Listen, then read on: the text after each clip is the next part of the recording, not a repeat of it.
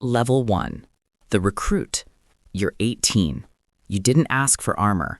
You scored high on a mechanical test, and a sergeant circled your name like it was already decided.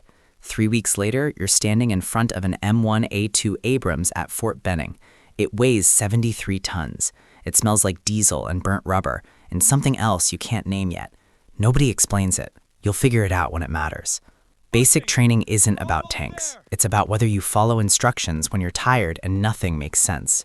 You run before sunrise. You crawl through red Georgia clay. You do it again. A recruit named Holloway quits on day 9. His bunk is empty by morning. Nobody talks about it. You make your bed tight enough to pass inspection and you show up again. That's the requirement. Level 2. The crewman. You're 20. You're assigned to a tank unit and your job is simple. You are the loader. When the gunner calls for a round, you grab it, load it, and close the breech. Then you do it again before your ears recover from the last shot. You do it enough times that your shoulders stop complaining, because there's no point. The tank has 4 positions, and you are the lowest. That doesn't mean you matter less. It means you have the most to learn. You study the inside of the tank until you can move in the dark without thinking. You watch the men above you and understand something they never say. The machine doesn't care about rank. It cares about who knows what to do when something goes wrong. Level 3. The gunner. You're 23. You sit behind the sight now. The world looks different through it. Heat instead of color. Shapes instead of details. You learn to recognize movement before you recognize form. A vehicle at distance becomes a pattern you either understand or you don't. Gunnery isn't just shooting. It's timing, distance, control. Your first score is average. Nobody congratulates you. You go back and study every miss. 6 months later, your score improves. Still no celebration. Just a quiet acknowledgement that you're getting closer to the standard. That's how progress works here. No noise, just numbers moving in the right direction. Level 4. The section sergeant. You're 26. You have 2 tanks and 8 men. The equipment matters. The people matter more. You start noticing things you didn't see before. The sound a track makes before it fails. The way a soldier moves when something is off, but not serious yet. You fix problems early because later is too late. You deploy to the desert. Heat breaks machines faster than training ever showed you. You adapt. You listen to the tank like it's talking. You don't let it fail because failure isn't mechanical, it's tactical. Someone else pays for it if you get it wrong. Level 5. The platoon sergeant. You're 30. Now it's 4 tanks, 16 men. The decisions are heavier, even when they look simple. You work with a young officer who has the authority, and you have the experience. You don't argue, you guide. That balance keeps things working. Deployment changes everything. The terrain doesn't match the manual. The manual doesn't change. You do. You adjust formations, routes, timing.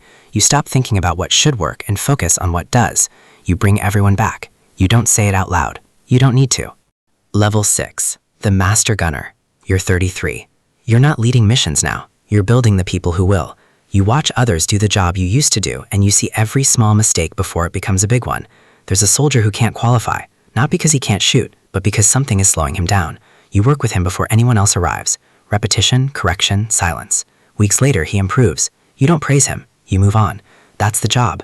Make them better and keep going. Level 7. The company commander. You're 38. The scale changes again. Dozens of soldiers, multiple tanks, all depending on decisions that don't look important until they are. You rely on your senior enlisted advisor more than anyone else.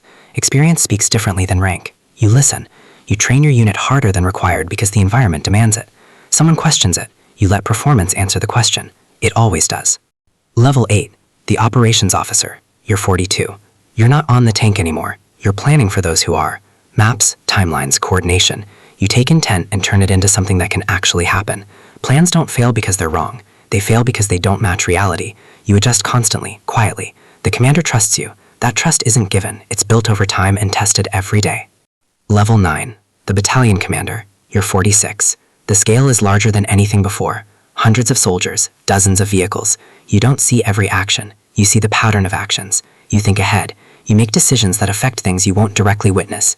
You still remember what it felt like. Inside the tank. That memory keeps your decisions grounded. One day you step back into a gunner seat just to remind yourself. You don't tell anyone why. Level 10. The end of the line. You're 52. You retire quietly. The ceremony is short. The words are formal. You've heard them before. You drive away from the post and past the tanks one last time. They're lined up exactly the way they always were. Nothing has changed. That's the point. The system keeps moving. The people keep rotating through. You were part of it. You shaped it. And now it runs without you. That was always the job.